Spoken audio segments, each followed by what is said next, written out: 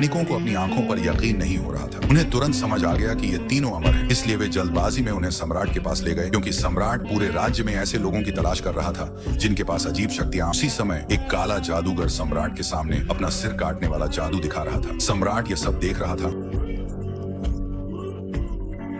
और बहुत प्रसन्न था।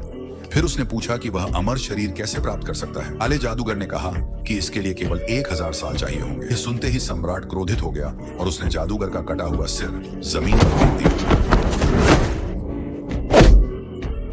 तभी सैनिक झांग जिया को अंदर ले आए। झांग जिया ने एक दिव्य कलाकृति निकाली और कहा कि जब तक इसे दुनिया का सच्चा शासक नहीं खोलेगा तब तक स्वर्गीय दंड नहीं गिरेगा। सम्राट को संदेह हुआ, लेकिन काले जादूगर को यह देखकर गहरा झटका लगा, क्योंकि वह जानता था कि यह कितनी शक्तिशाली है। उसने बताया कि यह कलाकृति मृतकों की आत्माओं को अपने भीतर खींच सकती है, इसलिए सम्राट ने इसे परखने का फैसला किया। सम्राट ने अपनी तलवार निकाली और वहीं खड़े अपने ही एक आदमी को मार डाला। उसकी आत्मा बाहर निकली और उस दिव्य कलाकृति में समा गई, लेकिन सम्राट को उसकी मान्यता नहीं मिली। कलाकृति उसके हाथ से छूट गई। तभी झांग जिया समझ गया कि यह निर्दयी सम्राट सच्चा शासक नहीं है। वहां से बच निकलने के लिए उसने झूठ कहा कि इसे खोलने के लिए अभी कुछ और प्रक्रियाएं करनी होंगी। फिर वह मंत्र पढ़ने का नाटक करने लगा। धीरे धीरे दरवाजे की ओर बढ़ने लगा, लेकिन काले जादूगर को कुछ गड़बड़ महसूस हो गई। यह देखकर सम्राट ने अपने सैनिकों को उन्हें घेर लेने का आदेश दिया, लेकिन नश्वर लोग अमरों के सामने टिक नहीं पाए। उन्होंने अपने हथियार बुलाए और आसानी से सैनिकों को ढेर कर दिया। उसी पल काले जादूगर ने दरवाजा रोक लिया। तब नेईजा ने अपने हथियार से झांग जिया को बांधा और जैसे ही दरवाजा बंद हुआ उसने उसे बाहर फेंक दिया। झांग जिया पूरे 800 मीटर दूर जा गिरा। दरबार के बाहर अनगिनत सैनिक टूट पड़े,